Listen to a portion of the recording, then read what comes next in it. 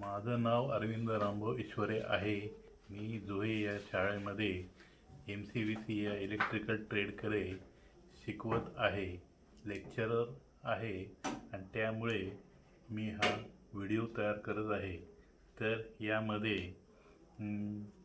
यामध्ये paper third electric machine या विषयाच्या पहिल्या धड्याचा आज आपण बघणार आहोत.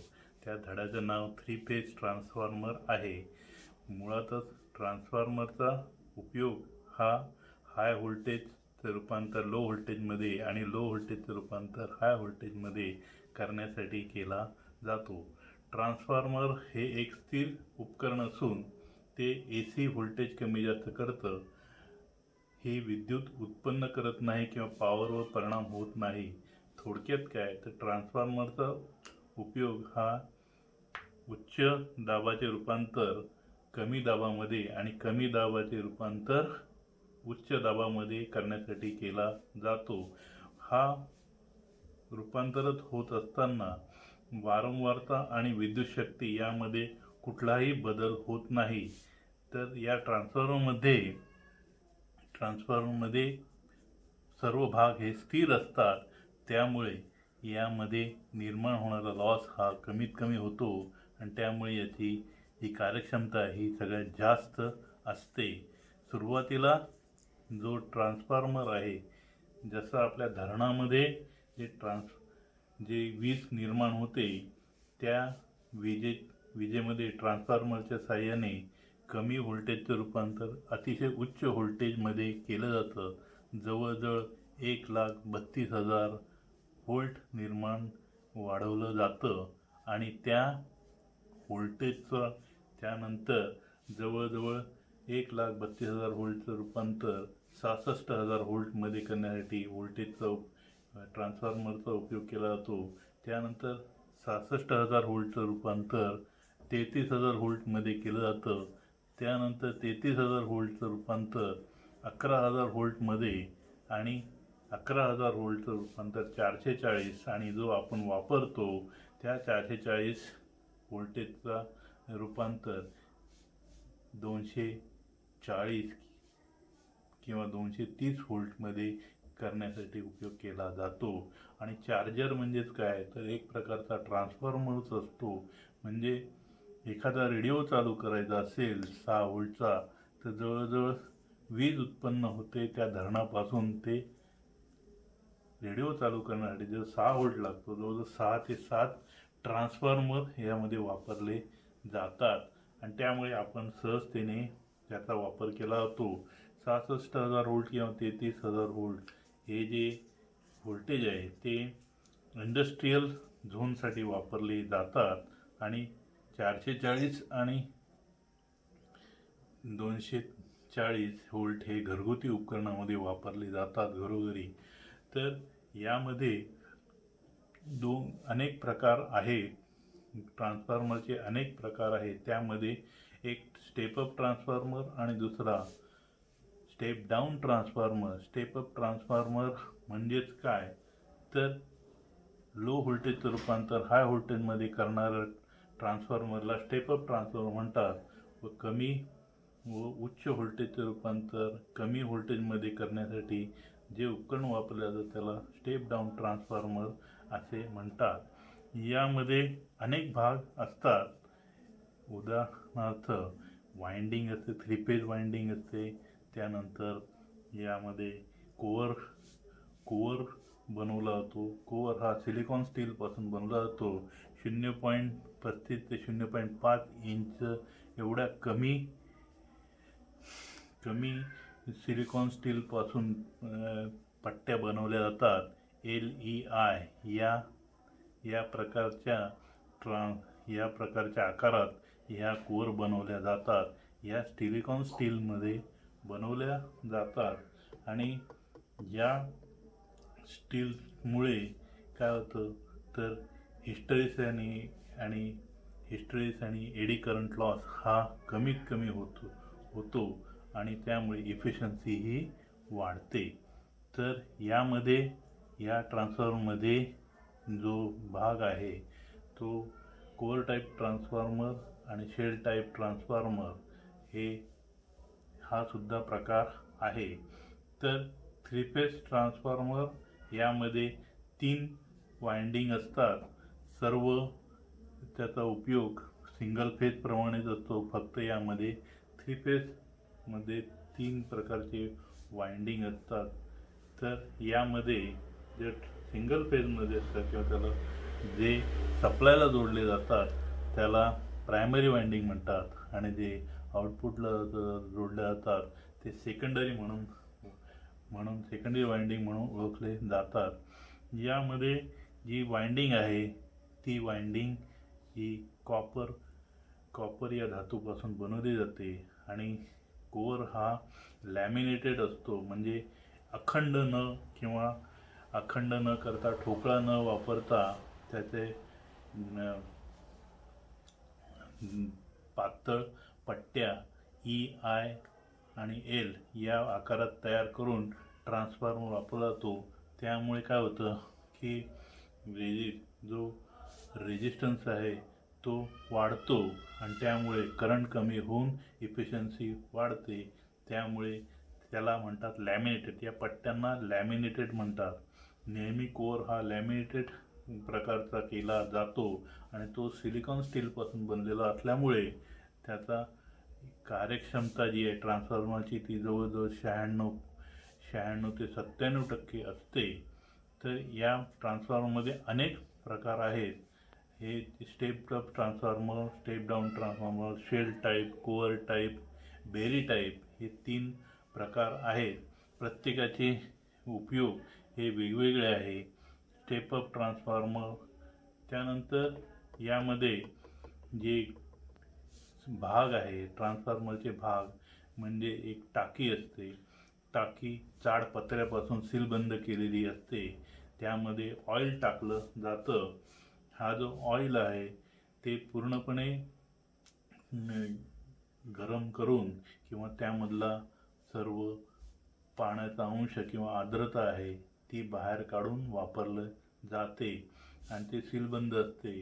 त्यानंतर हे ट्रान्सफॉर्मर ऑइलचा उपयोग निर्माण होणारी उष्णता शोषून घेण्यासाठी केला जातो।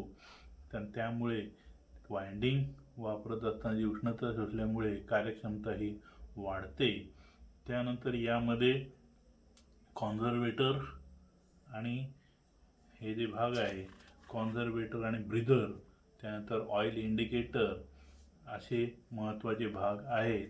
यामध्ये जो भाग आहे तत्व आहे कार्यतत्व, 3 फेज ट्रान्सफॉर्मरचे तत्व हे सिंगल फेज प्रमाणेच असते। म्युच्युअल इंडक्शनच्या क्रियेनुसार हे ट्रान्सफॉर्मरचे कार्य चालते।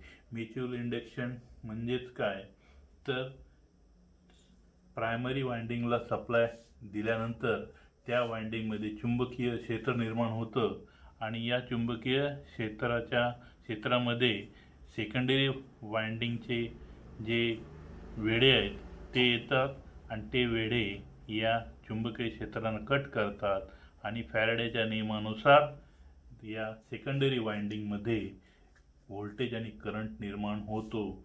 यामध्ये वैशिष्ट्य असं की प्रायमरी आणि सेकंडरी वाइंडिंग हे चुंबकीय सर्किटने जोडलेलं असतं, इलेक्ट्रिकने जोडलेले नसते। तरी प्रायमरी वाइंडिंगमध्ये निर्माण होणारे जे चुंबकीय क्षेत्र आहे ते सेकंडरी वाइंडिंगच्या वेड्यामुळे कट झाल्यामुळे यामध्ये करंट आणि व्होल्टेज निर्माण होतो। या नियमाला फॅरेडेचे नियम असे म्हणतात। या दुसऱ्या कॉइलमध्ये जे व्होल्टेज निर्माण होतं त्याला EMF असं म्हणतात, इलेक्ट्रोमोटिव्ह फोर्स असं म्हणतात आणि या म्युच्युअल इंडक्शनच्या तत्वावर हा ट्रान्सफॉर्मर कार्य करतो। त्यानंतर यामध्ये ट्रान्सफॉर्मरची रचना जी आहे ती यामध्ये प्रायमरी आणि सेकंडरी वाइंडिंग आणि चुंबकीय कोअर आहे। कोअर टाईप आणि शेल टाईप हे 3 आणि बेरी टाईप हे 3 प्रकारचे ट्रान्सफॉर्मर यामध्ये वापरले जातात। शेल प्रकारच्या ट्रान्सफॉर्मरमध्ये E व I आकाराच्या लॅमिनेटेड कोअरवरील कॉइल्स गुंडाळतात, तर कोअर प्रकारच्या ट्रान्सफॉर्मरमध्ये कॉइल्स कोअरवरती गुंडाळतात। कोअर प्रकारचा 3 फेज ट्रान्सफॉर्मर, यामध्ये या डायग्राम बघा, यामध्ये कोअर प्रकारचा 3 फेज ट्रान्सफॉर्मर आणि शेल प्रकारचा 3 फेज ट्रान्सफॉर्मर दाखवलेला आहे.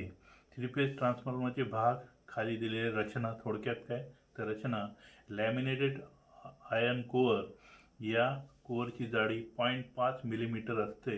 यात आयर्न लॉसेस कमी उद्भवतात, तसेच चुंबकीय लाईन्स आणि मंडळ पूर्ण होते. म्हणजेच काय तर चुंबकीय कोअर ज्या पट्ट्या असतात त्याची जाडी 1 मिलीमीटरपेक्षा सुद्धा कमी असते, त्यामुळे त्याचा शार्पनेस जास्त असतो. ह्या सगळ्या कोअर बनवण्यासाठी या सगळ्या लॅमिनेटेड पट्ट्या एकमेकांवर ठेवल्या जातात आणि त्या दोन पट्ट्यांमध्ये इन्सुलेशन टाकलं जातं आणि त्यामुळे काय होतं की कोअर हा अखंड न ठेवता लॅमिनेटेड बनवतात, कारण त्यामध्ये एडी करंट आणि हिस्टेरिसिस लॉसेस हे जे दोन लॉसेस आहेत ते म्हणजे त्यांना आयर्न लॉसेस असं म्हणतात आणि त्या आयर्न लॉसेस ते कमी करण्यासाठी हा कोअर हा अखंड न ठेवता किंवा ठोकळा न बनवता आय आणि एल या आकाराच्या पट्ट्या सिलिकॉन स्टीलपासून बनवतात आणि त्या एकमेकांवर ठेवून पूर्ण कोअर बनवलं जातं. आणि हे जे कोअर बनवलेलं असतं त्यामुळे लॉसेस कमी होतात आणि ट्रान्सफॉर्मरची कार्यक्षमता वाढते. त्यानंतर दुसरं म्हणजे वाइंडिंग. प्रायमरी सेकंडरी वाइंडिंग हे सिलेंड्रिकल किंवा सँडविच टाईपमध्ये तयार केले जाते. प्रायमरी व्होल्टेजपासून फ्लक्स निर्माण होऊन, फ्लक्स म्हणजे चुंबकीय रेषा होऊन सेकंडरीमध्ये व्होल्टेज निर्माण होतं. या प्रायमरी आणि सेकंडरी वाइंडिंगचा उपयोग हा चुंबकीय रेषा निर्माण करणे हा आहे आणि सेकंडरीचा उपयोग हा या निर्माण झालेल्या चुंबकीय रेषा, सेकंडरी वाइंडिंगमुळे निर्माण झालेल्या चुंबकीय रेषा या सेकंडरी वाइंडिंगकडून वेढ्यांच्याकडून कट होतात, कारण त्या सानिध्यात येतात आणि त्यामुळे सेकंडरी वाइंडिंगमध्ये व्होल्टेज निर्माण आणि करंट निर्माण होतो. त्यानंतर टाकी, तिसरा भाग म्हणजे टाकी. ट्रान्सफॉर्मरचे इतर भाग यामध्ये किंवा बाहेरील सुरक्षित ठेवले जाते. म्हणजेच या ट्रान्सफॉर्मरची टाकी आहे ती सीलबंद असते, म्हणजे बाहेरची आर्द्रता आणि केर कचरा आतमध्ये न येण्यासाठी ती सीलबंद असते. म्हणजेच वाइंडिंग आणि कोअर आणि इलेक्ट्रिकलचे इतर भाग सुरक्षित ठेवण्यासाठी या टाकीचा उपयोग केला जातो. यामध्ये ऑइल टाकलं जातं. या ऑइलची स्ट्रेंथ आहे ती सुरक्षित राहावी यासाठी ती टाकी सीलबंद केली जाते. त्यानंतर चौथा भाग म्हणजे कॉन्झर्वेटर. ट्रान्सफॉर्मरच्या सर्वात वरच्या भागात जो आडवा भाग असतो ड्रम टाईप, त्यात ऑइल भरलेलं असतं आणि जादा किंवा कमी हे जे ऑइल आहे ते आतमध्ये जी क्रिया होते ती कमी जास्त, याची पातळी कमी जास्त ठेवण्यासाठी या कॉन्झर्वेटरमध्ये अर्ध्या भागामध्ये ऑइल भरलेलं असतं. ट्रान्सफॉर्मरची जी क्रिया चालू असताना जर त्यामध्ये वायू निर्माण होते किंवा उष्णता निर्माण होते किंवा ऑइल हे एकदा उष्णता वाढली तर ती काय होते, ती हलकी होते आणि हलकी असल्यामुळे वरच्या बाजूला ती जाते. वरच्या बाजूला गेलं की वरचा जो ऑइल आहे ती कॉन्झर्वेटरमध्ये येतं. जर ट्रान्सफॉर्मर बंद असेल तर ऑइल थंड राहतं, ते खालच्या बाजूला येतं. म्हणजे ही लेवल आहे ती लेवल कॉन्स्टंट करण्यासाठी किंवा मेंटेन करण्यासाठी या कॉन्झर्वेटरचा वापर केला जातो. ऑइल लेवल कॉन्झर्वेटरच्या वरती उजव्या बाजूला जी कॉन्झर्वेटरमधली ऑइलची पातळी दर्शवण्यासाठी किंवा समजण्यासाठी ऑइल इंडिकेटर असतं. त्यामध्ये बाहेरून आपण ऑइल लेवल चेक करू शकतो. ट्रान्सफॉर्मेशन चालू असताना किंवा क्रिया चालू असताना जी उष्णता निर्माण होते ती कमीत कमी राहावी किंवा ती समाविष्ट व्हावी यासाठी ट्रान्सफॉर्मरमध्ये ऑइलचा वापर केला जातो. त्यानंतर हे जे ऑइल आहे त्याची क्वालिटी अतिशय उत्तम असते त्यामध्ये एक पाण्याचा थेंब जरी गेला तरी त्याची क्वालिटी ही 50% काय होते, कमी होते. त्यानंतर ब्रीदर यात सिलिका जेल भरलेला असतो जो ऑइलची आर्द्रता शोषण करून घेतो. समजा चालू असताना, क्रिया चालू असताना जर त्यामध्ये ऑइल हे गरम झाले तर हलके होते, ती वरच्या बाजूला जाते, म्हणजेच आतमधली हवा काय होते, बाहेर जाते. परंतु जेव्हा ट्रान्सफॉर्मर बंद असतो तेव्हा ऑइल थंड होते, तेव्हा ती परत जी ऑइलची पातळी आहे ती खालच्या बाजूला जाते. परंतु ही खालच्या बाजूला येत असताना, म्हणजे टाकीमध्ये परत जमा होत असताना बाहेरील हवा जी असते त्यामधली आर्द्रता किंवा पाण्यातील जे आर्द्रतेचं प्रमाण असतं ते शोषून घेतलं जातं आणि त्यामधलं जर ऑइल किंवा ऑक्सिजन याच्यामध्ये ऑइलमध्ये मिक्स झालं तर ऑइलचं जी क्रिया होत असताना स्फोट वगैरे होऊ शकतो. त्यासाठी हे सिलिका जेल असते, त्याचा उपयोग बाहेरील जी हवा असते त्यातल्या आर्द्रता शोषून ऑक्सिजन विरहित हवा ही या कॉन्झर्वेटरमध्ये येते आणि त्यामुळे ट्रान्सफॉर्मर ऑइल हे सुरक्षित राहतं. त्यानंतर टेम्परेचर गेज, ट्रान्सफॉर्मरचे तापमान समजण्यासाठी टेम्परेचर गेज लावलेला असतो. त्यानंतर बुकॉल्स रिले हा सगळ्यात महत्त्वाचा भाग जो असतो. ट्रान्सफॉर्मरमध्ये दोष निर्माण झाल्यास या मंडळ काय करतं, ऑफ करतं. प्रमाणापेक्षा जेव्हा उष्णता निर्माण होते तेव्हा वायू निर्माण होतो. हा वायू वरच्या बाजूला गेल्यानंतर ऑइल टाकीमध्ये दाब निर्माण होतो. तो जो दाब आहे तो वाढला किंवा काही या क्रिया होत असताना जर दोष निर्माण झाला तर बिकॉल्स रिले सर्किट काय होतं, ऑफ करतो आणि आपला जो ट्रान्सफॉर्मर महागाचा असतो तो सुरक्षित राहतो. प्रमाणापेक्षा जास्त जर यामध्ये वायू निर्माण झाला तर डायरेक्ट तो काय करतो, मंडळाला ऑफ करतो आणि सुरक्षित राहतो. त्यानंतर एक्सप्लोजन व्हेंट म्हणजे टाकीच्या वर जो भाग असतो, म्हणजे थोडक्यात आपल्या कुकरमध्ये जो व्हॉल असतो त्या टाईपचा यामध्ये एक व्हॉल असतो, त्याला एक्सप्लोजन व्हेंट म्हणतात. प्रमाणापेक्षा जास्त दूषित वायू ट्रान्सफॉर्मरमध्ये जर निर्माण झाला किंवा ट्रान्सफॉर्मरला धोका उत्पन्न होत असेल तेव्हा जसा कुकरचा झाकण उडू नये त्यासाठी कुकरच्या बाजूला जसा व्हॉल असतो तसा यामध्ये येतो. तो जादा वायू जर दाब वाढला तर त्यामधून तो बाहेर पडतो, हवेत पसरतो आणि त्यामुळे एक्सप्लोजन वेट काय होतं, त्याचा उपयोग अतिशय महत्त्वाचा आहे आणि सुरक्षित राहतो. ड्रेन कॉक हा टाकीच्या खाली असतो ज्यामधून ऑइल बाहेर पडते. कालांतराने वापरून ऑइलची क्वालिटी काय होते, कमी होते आणि त्यामुळे या ड्रेन कॉकमधून पूर्ण ऑइल बाहेर काढलं जातं आणि त्या ऑइलला 1100 डिग्री सेंटीग्रेडला तापवून सर्व टेस्टिंग करून परत त्या ट्रान्सफॉर्मरमध्ये टाकले जाते. त्यानंतर यामध्ये डायग्राममध्ये बघितलं आपण ट्रान्सफॉर्मरच्या तर अर्थ कनेक्शन असतं.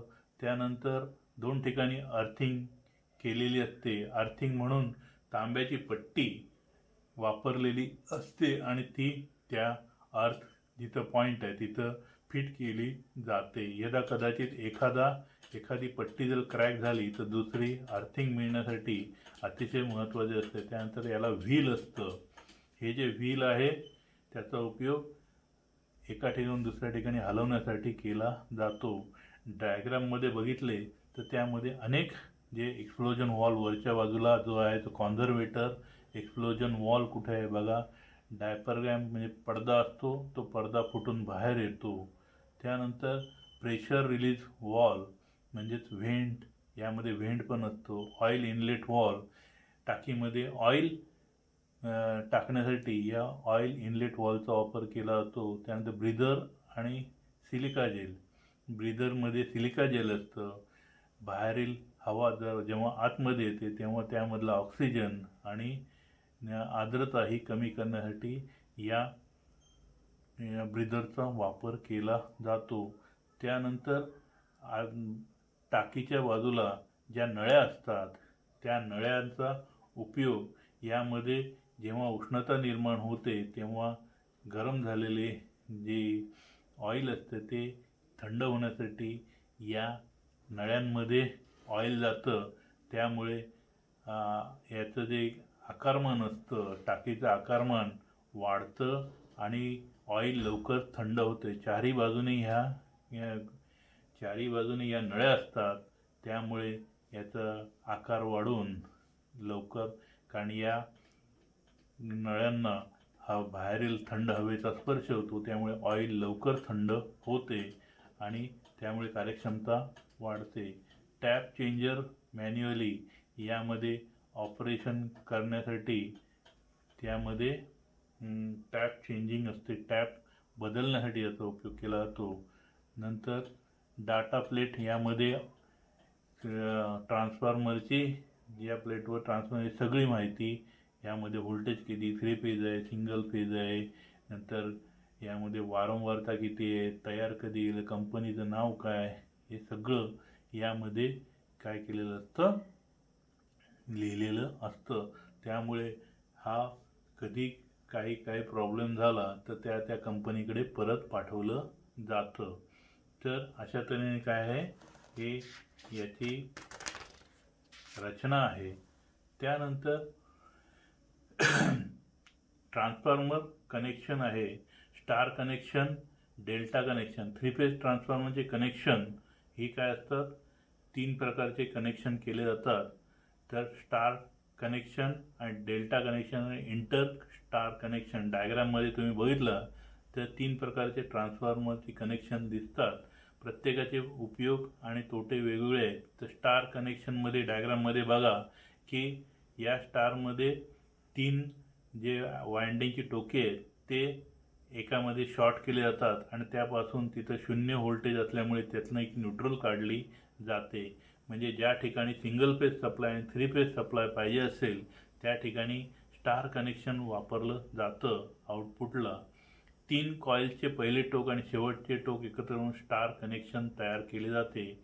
तिन्ही टोकाला एकत्र जोडल्यात त्या जॉईंटला न्यूट्रल किंवा स्टार पॉईंट असे म्हणतात. यात लाईन व्होल्टेज, हे जी लाईन व्होल्टेज जे आहे ते फेज व्होल्टेजच्या √3 पट जास्त असते. म्हणजे 1.73 जादा असते. जर 100 असेल तर 173 व्होल्टेज आपल्याला जादा मिळते. आणि लाईन करंट हे फेज करंट एवढेच असते. म्हणजे लाईन करंट आणि फेज करंट हे जे आहे ते काय असतात, सेम असतात.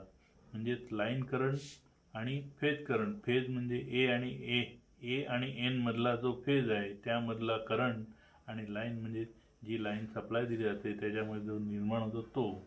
त्यानंतर डेल्टा डायग्राममध्ये बघा की डेल्टा कनेक्शन या जोडणीमध्ये पहिल्या कॉइलचे दुसरे टोक दुसऱ्या कॉइलच्या पहिल्या टोकाला, दुसऱ्या कॉइलचे दुसरे टोक तिसऱ्या कॉइलच्या तिसऱ्या टोकाला, म्हणजे एकाला 2 दोनला 2 असं केलं जातं. डायग्राममध्ये बघा A1 आणि हे टोक आहे A1 A2, हा A1 जो जोडलेला आहे तो C1 ला जोडलेला आहे. त्यानंतर A2 हा B1 ला जोडलेला आहे आणि B1 हा C2 ला जोडलेला आहे. अशा तऱ्हेने ही जस्ट यामध्ये त्रिकोण तयार होतो. तर याचं जी वैशिष्ट्य आहे की ज्या लाईन व्होल्टेज आणि फेज व्होल्टेज प्रमाणेच असते, म्हणजे लाईन व्होल्टेज आणि फेज व्होल्टेज सेम, पण लाईन करंट हा फेज करंटच्या √3 पट असतो. समजा लाईन करंट हा 100 अँपियर असेल तर फेज करंट हा 173 अँपियर आपल्याला मिळतो. यात न्यूट्रल पॉईंट नसतो. याला डेल्टा कनेक्शन असे म्हणतात. दोघांमधला फरक बघा की स्टार कनेक्शनमध्ये लाईन करंट हे फेज करंट एवढेच असते. म्हणजेच लाईन करंट जो IL बरोबर IP एवढं सेम असतो. परंतु डेल्टामध्ये लाईन करंट हा फेज करंटच्या √3 पट म्हणजे 1.73 पट असते. या स्टार कनेक्शनमध्ये न्यूट्रल पॉईंट मिळतो आणि डेल्टा कनेक्शनमध्ये न्यूट्रल पॉईंट नसतो. लाईन व्होल्टेज हे फेज व्होल्टेज एवढे असते यामध्ये डेल्टामध्ये, परंतु लाईन व्होल्टेज हे स्टारमध्ये फेज व्होल्टेजपेक्षा 1.73 वोल्ट जादा असते. म्हणजे ज्या ठिकाणी आपल्याला लाईन व्होल्टेज जादा पाहिजे असेल त्या ठिकाणी स्टार कनेक्शन वापरलं जातं, आणि ज्या ठिकाणी करंट जादा पाहिजे असेल तिथे डेल्टा कनेक्शन वापरलं जातं. त्यानंतर तिसरं म्हणजे इंटरस्टार कनेक्शन. म्हणजे इंटरस्टार कनेक्शन जे आहे ही जोडणी स्टार कनेक्शन सारखी असते. यात सामान्य वेड्यांपेक्षा 15.5% वेडे प्रत्येक कॉईलसाठी जास्त लावले जातात, त्यामुळे किमतीत वाढ होते. परंतु या स्टार पॉईंटला अर्थ करण्याची गरज नसते. या प्रकारचे कनेक्शन अनेक ठिकाणी जोडतात. ज्या ठिकाणी अर्थ लावले जात नाही अशा पहाडी किंवा वाळवंटी ठिकाणी यात व्होल्टेज करंट स्टार कनेक्शनप्रमाणे जोडले जातात. म्हणजे ज्या ठिकाणी पर्वतीय आहे किंवा वाळवंट आहे त्या ठिकाणी या इंटरस्टार कनेक्शनचा वापर केला जातो, कारण तिथं अर्थिंग करण्यासाठी फार अडचण निर्माण होते किंवा अर्थिंग व्यवस्थित मिळत नाही. अशा ठिकाणी इंटरस्टार कनेक्शनचा वापर केला जातो. 3 फेज ट्रान्सफॉर्मरची प्रायमरी सेकंडरी यांची connection, delta star connection, star delta connection, delta delta connection, अनेक या वेगवेगळ्या प्रकारचे ज्या ठिकाणी जसा उपयोग असेल त्यानुसार काही ठिकाणी डेल्टा स्टारमध्ये डेल्टा प्रायमरी आणि स्टार सेकंडरी, डेल्टा डेल्टामध्ये प्रायमरी आणि secondary delta, star delta, primary star, secondary delta. त्यानंतर दोन्ही याच्यामध्ये स्टार म्हणजे स्टार आणि star connection, primary secondary, star interstar connection, delta interstar connection, असे अनेक प्रकारचे कनेक्शन यामध्ये वापरले जातात. त्यानंतर डेल्टा स्टार कनेक्शनचा डायग्राममध्ये बघा, पहिला प्रायमरी आहे ती डेल्टा आहे, म्हणजे ABCD दिलेली आहे, त्याचा डेल्टा प्रमाणे जोडणी केली जाते. ॲक्च्युअली काय असतं की ट्रान्सफॉर्मरमध्ये जी वाइंडिंग केली जाते त्यामधले 6 कनेक्शन बाहेर काढले जातात, आणि जसं आपल्याला पाहिजे, जसं आपली गरज असेल, काही ठिकाणी व्होल्टेज जास्त पाहिजे असेल, काही ठिकाणी करंट जास्त पाहिजे असेल, काही ठिकाणी न्यूट्रल पाहिजे असेल, अशा वेगवेगळ्या ठिकाणी ती 6 आणि 2 जवळजवळ 12 कनेक्शन वाइंडिंगची बाहेर काढली जातात. कारण यामध्ये 6 वाइंडिंग वापरले जातात. 6 वाइंडिंगचे 12 कनेक्शन बाहेर काढतात, आणि ती बाहेर काढल्यानंतर जे टर्मिनल बॉक्समध्ये काढलेले असतात, आणि ते त्यानंतर आपल्याला पाहिजे त्याप्रमाणे ती जोडणी करून डेल्टा स्टार कनेक्शन, कुठल्याही प्रकारचं कनेक्शन आपल्याला पाहिजे तसं ते बाहेर केलं जातं, आतमध्ये केलं जात नाही. हा एक याचा काय फायदा आहे. म्हणजे कुठलीही मोटर आपल्याला पाहिजे त्या कनेक्शनमध्ये आपण प्रायमरी किंवा सेकंडरी वापरू शकतो. महत्त्वाच्या नोंदी बघा, डेल्टा स्टार कनेक्शनमध्ये प्रायमरी वाइंडिंगचे कनेक्शन डेल्टा प्रमाणे आणि सेकंडरीचे आहे ते स्टार प्रमाणे जोडलेली असतात. न्यूट्रल ग्राउंडला जोडतात, म्हणजे अर्थिंगला जोडतात. त्यामुळे याचा वापर 3 फेज 4 वायर सर्व्हिससाठी केला जातो. म्हणजे ज्या ठिकाणी 3 फेज आणि 4 वायर म्हणजे चौथी न्यूट्रलची वायर, 3 फेज आणि 4 वायर, जिथं दोन्ही म्हणजे 3 फेज पण पाहिजे आणि सिंगल फेज पण पाहिजे त्या ठिकाणी या प्रकारची जोडणी केली जाते. या कनेक्शनचा वापर स्टेप अप ट्रान्सफॉर्मर म्हणून ट्रान्समिशन लाईनच्या सुरुवातीला जोडतात. म्हणजे इथं ट्रान्सफॉर्मर जे केंद्र असतं त्या ठिकाणी हा स्टेप अप ट्रान्सफॉर्मर म्हणून या प्रकारची जोडणी केली जाते.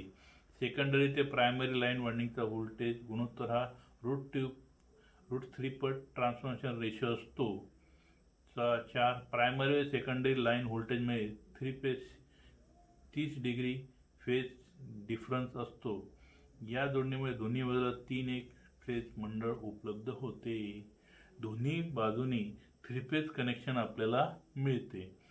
त्यामुळे या स्टार कनेक्शनच्या सेकंडरी हाय व्होल्टेज बाजूला जास्त इन्सुलेशनची गरज नसते, कारण त्या बाजूला हाय व्होल्टेज असतं. हाय व्होल्टेजला इन्सुलेशनची जास्त गरज नसते.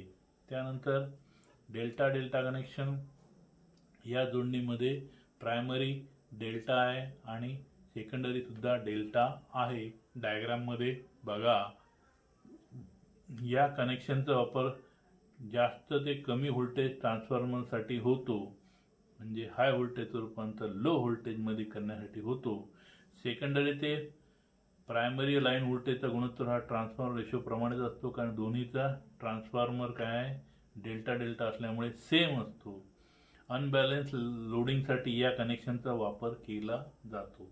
ज्या ठिकाणी आउटपुट आणि इनपुट बॅलन्सिंग लोड नसेल, म्हणजे प्रायमरीला समजा असेल 10 किलो व्होल्ट असेल, दुसऱ्या बाजूला जर 15 असेल, तर त्या अनबॅलन्स लोडिंग यामध्ये या कनेक्शनचा वापर केला जातो.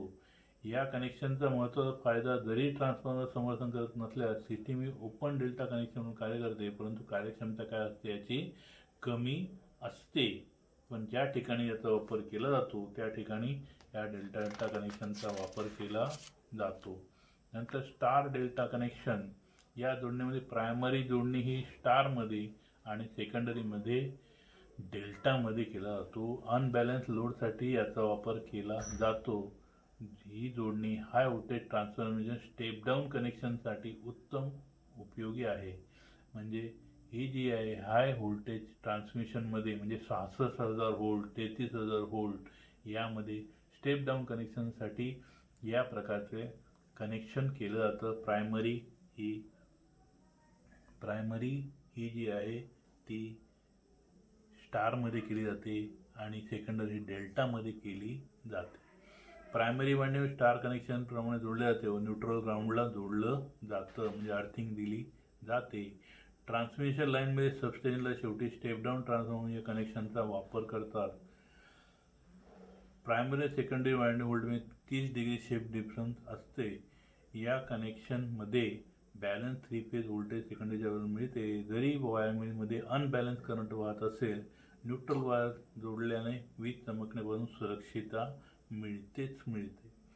त्यानंतर स्टार स्टार कनेक्शन, यामध्ये प्रायमरी स्टार सेकंडरी स्टार लहान हाय व्होल्टेज ट्रान्सफॉर्मरसाठी वापरतात, कारण स्टार जोडणीमुळे लागणारी आवश्यक फेजची संख्या कमी होते. यामुळे लागणारा इन्सुलेशन सुद्धा कमी होतो.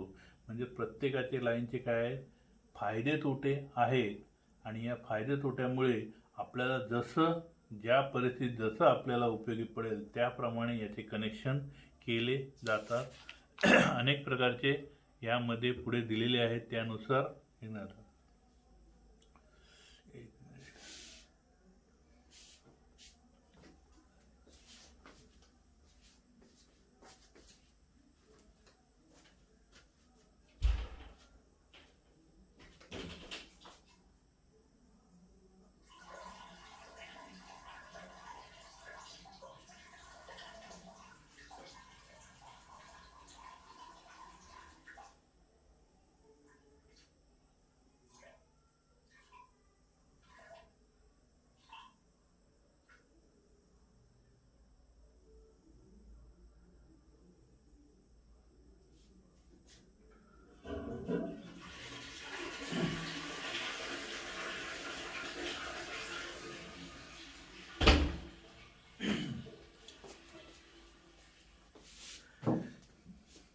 त्यानंतर वेगळ्या प्रकारचं जे आहे ओपन डेल्टा कनेक्शन, 2 ट्रान्सफॉर्मर वापरून प्रायमरी सेकंडरी कनेक्शन 1.16 मध्ये दिलेले आहे.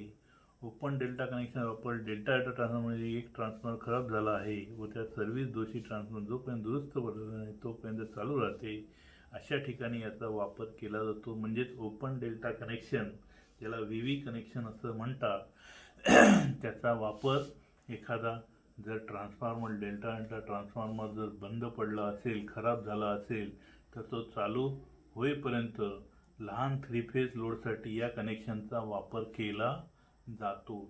लक्षात घ्या, लहान 3 फेज लोडसाठी याचा वापर केला जातो. या बँकसाठी इन्सुलेशनची गरज नसते. त्यानंतर स्कॉट कनेक्शन महत्त्वाचं, म्हणजे यामध्ये जे स्कॉट कनेक्शन आहे ते परीक्षेला विचारण्याची शक्यता दाट असते. सगळ्यात महत्त्वाचं म्हणजे या जोडणीमध्ये 2 ट्रान्सफॉर्मर वापरतात. एक ट्रान्सफॉर्मरमध्ये दोन्ही प्रायमरी सेकंडरीमध्ये सेंटर टॅप असतो. सेंटर टॅप म्हणजे मध्येच वायंडिंग करताना मध्येच एक कनेक्शन काढलं की त्याला सेंटर टॅप असं म्हणतात. मधोमध काढलं की जो मुख्य ट्रान्सफॉर्मर असतो, दुसरा ट्रान्सफॉर्मर हा ट्रेझर ट्रान्सफॉर्मर असतो. स्कॉट कनेक्शनमुळे 3 फेजचे रूपांतर 2 फेजमध्ये होते व स्कॉट कनेक्शनची जोडणी आकृतीप्रमाणे आहे. म्हणजे 3 फेजचे रूपांतर 2 फेजमध्ये करण्यासाठी या स्कॉट कनेक्शनचा वापर केला जातो. आता या 3 फेज आणि सिंगल फेजची जे फायदे आहे तो सुद्धा परीक्षेच्या दृष्टीने फार महत्त्वाचा आहे. लक्षात घ्या, शक्यतो येईलच, यावर्षी तर येईलच. एक म्हणजे 3 फेज ट्रान्सफॉर्मरच्या तुलनेत 3 फेज ट्रान्सफॉर्मरचे फायदे. किंमत कमी असते 3 फेज ट्रान्सफॉर्मरची, वजनाने हलके असते, आकाराने लहान असते, असेंब्लीसाठी म्हणजे जुळवणीसाठी कमी वेळ लागतो, जागा कमी व्यापतो, जादा पॉवर आउटपुटला देतो, स्थापना करणे सोपे जाते, ट्रान्सपोर्टेशन आणि इन्स्टॉलेशन सोपे म्हणजे वाहतूकसाठी जादा पॉवरचे सुद्धा याचा आकारमान कमी असतो, त्यामुळे ट्रान्सपोर्टेशन म्हणजे वाहतूक करणे सोपे आहे आणि रिपेअरिंग सोपी असते. सिंगल फेज ट्रान्सफॉर्मरपेक्षा रिपेअरिंग सोपी असते. आणि दुसरं म्हणजे 3 फेज सप्लाय असेल तर त्याचा आपण सिंगल फेज सप्लाय करू शकतो स्टार डेल्टा वापरून. आणि त्यामुळे या ट्रान्सफॉर्मरचे 3 फेज ट्रान्सफॉर्मरचे अनेक फायदे आहेत. परंतु आपल्या घरामध्ये 3 फेज ट्रान्सफॉर्मर घेण्यासाठी वेगळ्या प्रकारचा मीटर हा आपल्या MSEB कडनं घ्यावा लागतो. त्याचा खर्च जास्त असतो. पण इंडस्ट्रीयल झोनमध्ये जर याचा वापर केला तर अधिक याचे फायदे आहेत. त्यानंतर सिंगल फेज ट्रान्सफॉर्मर तुलनेत 3 फेज ट्रान्सफॉर्मरचे तोटे काय आहे? आता आपण फायदे बघितले, आता तोटे बघा. जर एक फेज दोषी असल्यास पूर्ण ट्रान्सफॉर्मर निरुपयोगी होतो. म्हणजे तिन्ही वाइंडिंग ह्या ज्या नीट असतील, दोषरहित असतील तर ती ट्रान्सफॉर्मर हा कार्यरहित राहतो. जरी एक फेज जरी गेला त्यामध्ये तरी ट्रान्सफॉर्मर उपयोगात येत नाही. रिपेअरिंगसाठी जास्त खर्च लागतो. कारण 3 फेज जर वाइंडिंग करायची असेल तर 3 वाइंडिंग आपल्याला करायला लागतात. त्याला लागणारा इन्सुलेशन आहे ती सगळ्यात जास्त लागतं आणि त्यामुळे रिपेअरिंगसाठी जास्त खर्च येतो. त्यानंतर स्पेअर पार्ट महाग असतात. 3 फेज ट्रान्सफॉर्मरचे ओरिजिनल जे स्पेअर पार्ट आहे कंपनीचे ते स्पेअर पार्ट महाग असतात. जेव्हा ते स्वतः कुलिंग होतात तेव्हा त्याची कार्यक्षमता काय होते, कमी होते. म्हणजे ट्रान्सफॉर्मरसाठी जे कुलिंग क्षमता आहे त्याला खर्च काय होतो, जास्त येतो. त्यामुळे ट्रान्सफॉर्मर काय होतं, कमी होते. त्यानंतर 3 फेज ट्रान्सफॉर्मरचे 3 फेज व्होल्टेज आणि करंट त्यामध्ये डाटा दिलेला आहे आणि त्यानुसार तो आहे. त्यानंतर ट्रान्सफॉर्मेशन रेशो, सेकंडरी वाइंडिंगमधील वेळे आणि प्रायमरी वाइंडिंगमधील वेळे यांच्यातील गुणोत्तराला ट्रान्सफॉर्मेशन रेशो म्हणतात. या ट्रान्सफॉर्मर रेशोचा उपयोग ट्रान्सफॉर्मर डिझाईन करण्यासाठी केला जातो आणि त्यामुळे हे माहीत असणे गरजेचं आहे. यामध्ये के हा जो आहे तो स्थिरांक आहे, त्याला ट्रान्सफॉर्मर रेशो असं म्हणतात. रेशो म्हणजे गुणोत्तर. प्रायमरी वाइंडिंगमधील करंट व सेकंडरी वाइंडिंगमधील करंट यांचा गुणोत्तर किंवा सेकंडरी व्होल्टेज आणि प्रायमरी व्होल्टेज यांच्या गुणोत्तर ट्रान्सफॉर्मेशन रेशो असं म्हणतात. म्हणजे प्रायमरी व्होल्टेज आणि सेकंडरी व्होल्टेज, प्रायमरी करंट आणि सेकंडरी करंट, प्रायमरी वेळे आणि सेकंडरी वेळे यांच्यामधले जे गुणोत्तर आहे त्या गुणोत्तराचा वापर करून ट्रान्सफॉर्मर हा डिझाईन केला जातो. Star delta turns ratio NS/NP डायग्राममध्ये बघा.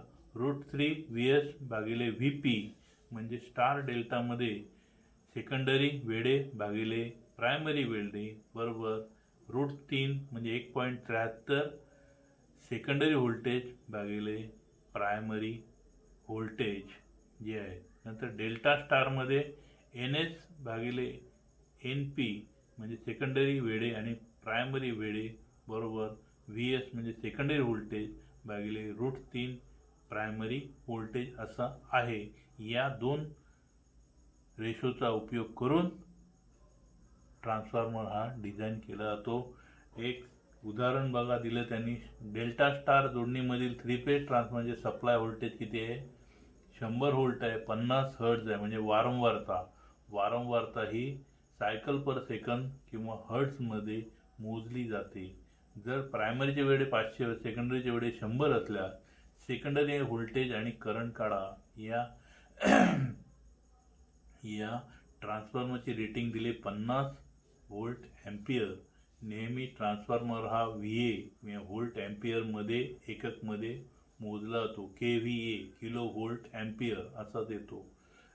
दिलेल्या किमती ट्रान्सफॉर्मरमध्ये 50 VA, त्यानंतर सप्लाय व्होल्टेज 100 V, NP म्हणजे प्रायमरी वेळे 500 सेकंडरी वेळे 100. म्हणजेच हा कुठला ट्रान्सफॉर्मर आहे? स्टेप डाऊन ट्रान्सफॉर्मर आहे. K बरोबर NS भागिले NP बरोबर 100 भागिले 500 म्हणजे याचा स्थिरांक किती झाला? 0.2 झाला.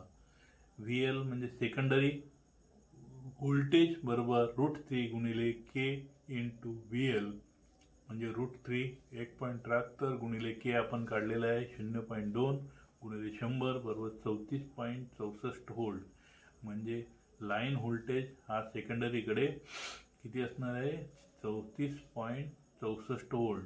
प्रायमरीला किती आहे? वेळे 100, त्याच्या प्रमाणात हे आहे. त्यानंतर प्रायमरी व्होल्टेज बरोबर किंवा फेज व्होल्टेज बरोबर लाईन व्होल्टेज भागिले √3 म्हणजे 34.64 भागिले √3 म्हणजे 20 व्होल्ट. आता लाईन करंट बरोबर VA भागिले √3 VL प्रायमरी म्हणजे 50 भागिले √3 गुणिले 100 म्हणजे 2.89 एम्पियर. म्हणजे प्रायमरी करंट जो आहे तो 0.289 एम्पियर आहे.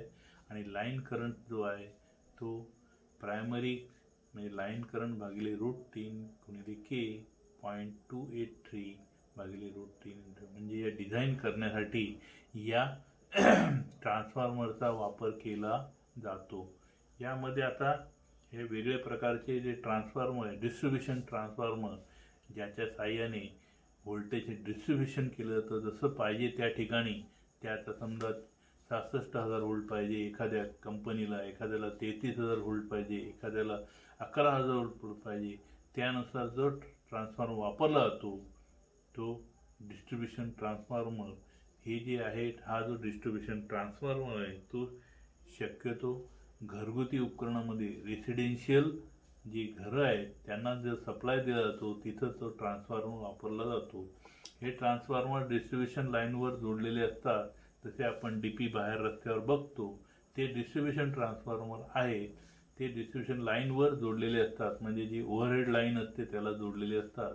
याची प्रायमरी सदैव सप्लायला जोडलेली असते. याची क्षमता 5 kV ते 2000 kV पर्यंत असते. म्हणजे 5000 व्होल्ट ते जवळजवळ 20 लाख व्होल्ट एम्पियर पर्यंत असते. या ट्रान्सफॉर्मरला सतत लोड जोडलेले असल्याने यामध्ये नेहमी आयर्न लॉस असतात. प्रायमरी सतत जोडली की ती चालू राहते आणि त्यामुळे जे कोअरमध्ये जे लॉसेस निर्माण होतात त्याला आयर्न लॉसेस असं म्हणतात. हे लॉसेस टाळता येत नाही, कारण हे जर बंद केलं तर पूर्ण ट्रान्सफॉर्मर बंद राहील.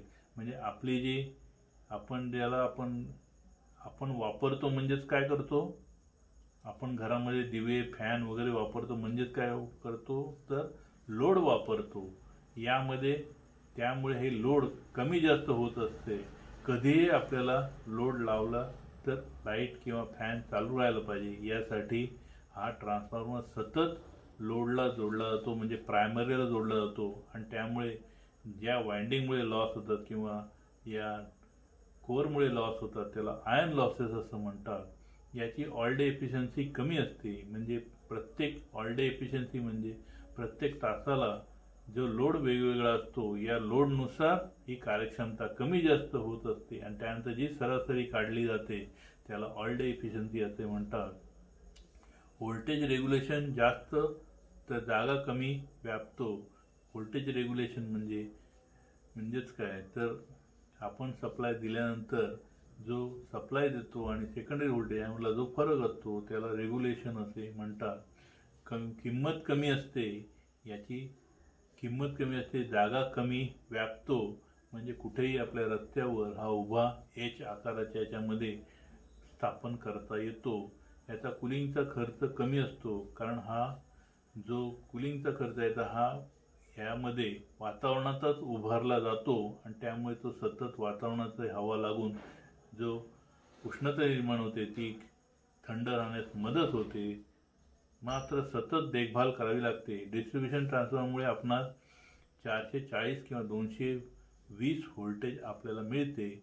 उच्च व्होल्टेजचे सर्वसामान्य व्होल्टेजमध्ये रूपांतर करणारा ट्रान्सफॉर्मर हा डिस्ट्रीब्युशन ट्रान्सफॉर्मर असतो. म्हणजे हाय व्होल्टेजचे रूपांतर लो व्होल्टेजमध्ये केला जातो.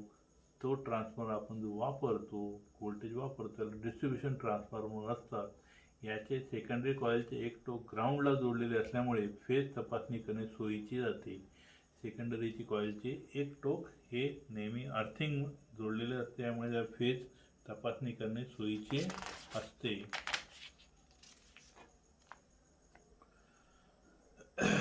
डिस्ट्रीब्युशन ट्रान्सफॉर्मरची प्रायमरी ही डेल्टा जोडलेली असते, तर सेकंडरी ही स्टारमध्ये जोडलेली असते. त्यामुळे त्याचा स्टार बिंदू अर्थिंगला जोडलेला असल्यामुळे न्यूट्रल असे म्हणतात. लक्षात घ्या की डिस्ट्रीब्युशन ट्रान्सफॉर्मरची प्रायमरी ही डेल्टा कनेक्शन असते आणि सेकंडरी ही स्टार असते, कारण आपल्याला सिंगल फेज सप्लाय हा वापरावा लागतो आणि तो सिंगल फेज म्हणजे न्यूट्रल आणि फेज हे दोन्ही मिळण्यासाठी स्टार कनेक्शन हे सेकंडरीमध्ये जोडले जाते. या अर्थद्वारे वायर काढून 3 फेज बरोबर सर्वत्र फिरवले जाते. खालील कारणास्तव या ट्रान्सफॉर्मर न्यूट्रल अर्थ करावे लागते. म्हणजेच काय तर न्यूट्रल केल्यामुळे आपल्याला न्यूट्रल फेजचा वापर करून सिंगल फेज ट्रान्सफॉर्मर जरी 3 फेज असला तरी आपल्याला सिंगल फेज ट्रान्सफॉर्मर म्हणजे सिंगल फेज सप्लाय आपल्याला वापरता येतो. त्यानंतर खालील कारणास्तव या ट्रान्सफॉर्मरमध्ये न्यूट्रल अर्थ करावी लागते. लोड बॅलन्स ठेवण्यासाठी, कारण याचा लोड सतत डिस्ट्रीब्युशन ट्रान्सफॉर्मरचा लोड हा सतत बदलत असतो. सकाळी वेगळा, दुपारी वेगळा, रात्री वेगळा. त्यानंतर यंत्राच्या संरक्षणासाठी हा जोडावा लागतो, कारण याचा लोड सतत बदलत असतो. सिंगल फेज पुरवठा मिळवण्यासाठी या डेल्टा स्टार कनेक्शनचा वापर केला जातो. अनबॅलन्स लोडला बॅलन्स लोड मिळवण्यासाठी यामध्ये न्यूट्रल ही अर्थ करावी लागते. महत्त्वाचा आहे हा भाग की परीक्षेच्या दृष्टीने हा महत्त्वाचा आहे की ट्रान्सफॉर्मरमध्ये न्यूट्रल अर्थ का करावी लागते. तर त्याचं कारण लोड बॅलन्समध्ये ठेवण्यासाठी, यंत्राच्या संरक्षणासाठी, सिंगल फेज पुरवठा मिळवण्यासाठी आणि अनबॅलन्स लोड बॅलन्स व्होल्टेज मिळवण्यासाठी. त्यानंतर पॉवर ट्रान्सफॉर्मर हा जो भाग आहे, जे ट्रान्सफॉर्मर ट्रान्समिशन लाईनवर जोडलेले असतात, म्हणजे डायरेक्ट जिथनं आपल्याला 66,000 व्होल्ट पाहिजे, 33,000 व्होल्ट पाहिजे, ती डायरेक्ट ट्रान्समिशन लाईनवर जोडलेले असतात. म्हणजे ओव्हरहेड लाईन जी धरणापासून आलेली असते ट्रान्सफॉर्मर, त्यावर ते जोडलेले असतात व ज्यावर लोड जोडलेला नसतो त्यात पॉवर ट्रान्सफॉर्मर असे म्हणतात. जे ट्रान्सफॉर्मर ट्रान्समिशन लाईनवर जोडलेले असतात व ज्यावर लोड जोडलेला नसतो त्यात पॉवर ट्रान्सफॉर्मर असे म्हणतात. याची क्षमता 2000 kVA ते 20,000 kVA पर्यंत असते. जनरेटिंग किंवा सबस्टेशनमध्ये ट्रान्समिशन लाईनच्या शेवटी हे ट्रान्सफॉर्मर वापरले जातात. जिथं जनरेटिंग स्टेशन असते किंवा जसं आपलं जनरेटिंग स्टेशन म्हणजे कोयना धरण आहे, जिथं आपल्याला वीज तयार करते, त्याला जनरेटिंग स्टेशन म्हणतात. आणि सबस्टेशन म्हणजे आपल्या पेनमध्ये किंवा इतर ठिकाणी जिथं करंट हा ट्रान्समिशन होतो किंवा व्होल्टेज ट्रान्समिट होते, त्या लाईनच्या शेवटी हे ट्रान्सफॉर्मर वापरतात. याद्वारे ट्रान्समिशन लाईनमधून झालेल्या प्रवाहाचा दाब उपभोक्त्यापर्यंत कमी जास्त करण्यासाठी होतो. जेव्हा उपभोक्त्याच्या वापरामुळे लोड वाढला जातो तो कारणीभूत होतो. जर ग्राहक वीजेचा वापर कमी करत असल्यास तो सप्लायपासून विभक्त राहतो. म्हणजे 66,000 व्होल्ट असेल तिथं जर विजेचा वापर कमी असेल किंवा बंद पडला असेल तर हा सप्लायपासून विभक्त होतो. त्यामुळे याची कार्यक्षमता उत्तम असते. म्हणजे पॉवर ट्रान्समिशनची जी प्रायमरी वाइंडिंग आहे ती सप्लायला सतत जोडलेली नसते. जर सप्लाय बंद असेल तर प्रायमरी वाइंडिंग सप्लायपासून विभक्त राहते. त्यामुळे याची कार्यक्षमता, याचे लॉसेस काय होतात, कॉपर लॉसेस आणि कोअर लॉसेस हे काय होतात, कमी होतात. म्हणजेच याची कार्यक्षमता काय होते, डिस्ट्रीब्युशन ट्रान्सफॉर्मरपेक्षा जास्त असते. हे ट्रान्सफॉर्मर उच्च दाबाच्या कार्यासाठी वापरत असल्यामुळे त्यामुळे होणाऱ्या उष्णतेचा कार्यप्रणालीवर वाईट परिणाम होऊ नये म्हणून हा नेहमी ऑइल कूल्ड प्रणालीचे असतात. म्हणजे टाक्यांमध्ये वापरलेले असतात, टाक्यांमध्ये वाइंडिंग बुडवलेली असते म्हणून याला ऑइल कूल्ड सिस्टीम असे म्हणतात. याची कार्यक्षमता जास्त असते. ऑइल डे एफिशियन्सी जास्त तर व्होल्टेज रेग्युलेशन कमी असते. हा जागा जादा व्यापतो. कूलिंगचा खर्च जादा, देखभालीसाठी फारशी आवश्यकता नसते. म्हणजे कूलिंगसाठी जास्तीत जास्त याचा खर्च होतो परंतु देखभाल फारशी करावी लागत नाही. ट्रान्समिशन लाईनवरील व्होल्टेज वाढ किंवा कमी करण्यासाठी पॉवर ट्रान्सफॉर्मर वापरतात. फुल लोडसाठी याची कार्यक्षमता जास्त असते. म्हणजेच यामध्ये जेवढी कॅपॅसिटी ट्रान्सफॉर्मरची असेल तेवढा लोड वापरला तर त्याची कार्यक्षमता सगळ्यात जास्त होते.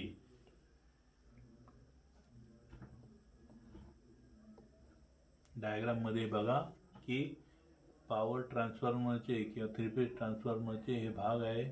Silicon laminated core, transformer oil, primary winding, secondary winding, water tube, oil टाकी, oil gauge, explosion vent, breather, Buchholz relay, primary secondary terminal, temperature gauge, inspection gauge, tapping switch, involve अर्थबिंदू आणि नेमप्लेट.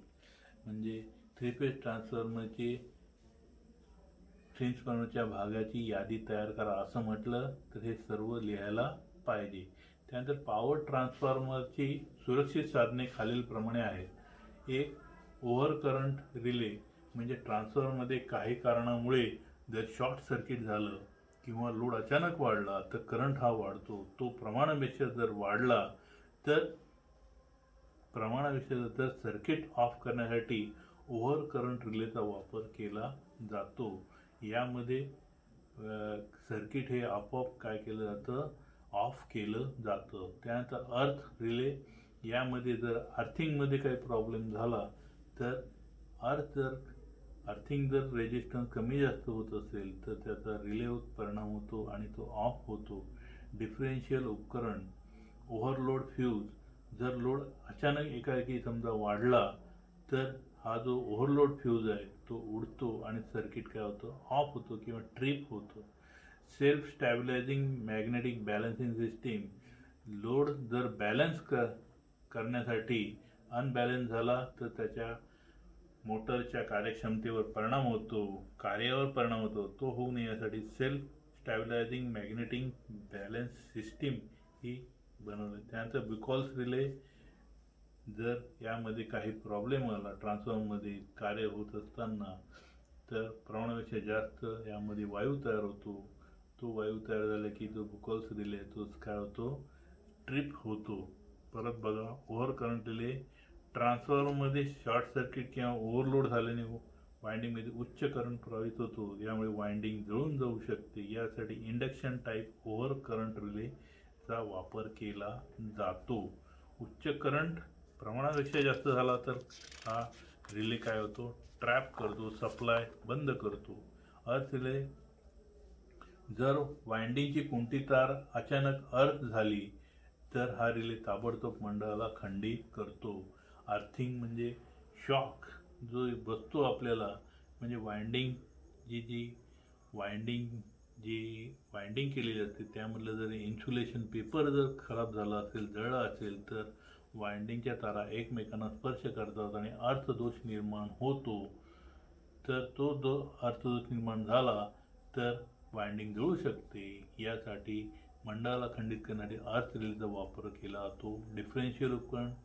वाइंडिंग किंवा वेगवेगळ्या फेजमध्ये दोष निर्माण झाल्याने primary secondary वेगवेगळ्या करंट विभिन्न फेज फरकात होतो. हे उपकरण करंटला एकसमान ठेवते व फेजमध्ये डिफरन्स होऊ देत नाही. त्यामुळे करंट ट्रान्सफॉर्मर स्टार डेल्टाप्रमाणे जोडला जातो. म्हणजे डिफरन्शियल उपकरणाचा उपयोग हा जो आहे तो वाइंडिंगमध्ये किंवा फेजमध्ये जर दोष निर्माण झाला तर तो बॅलन्स करण्यासाठी या डिफरन्शियलचा उपयोग केला जातो. ओव्हरलोड फ्यूज हा एक रिले असतो. जेव्हा सामान्य लोड प्रमाणापेक्षा जास्त होतो तेव्हा कारणीत होतो ओव्हरलोड झाल्याने रिले फ्यूज उडतो.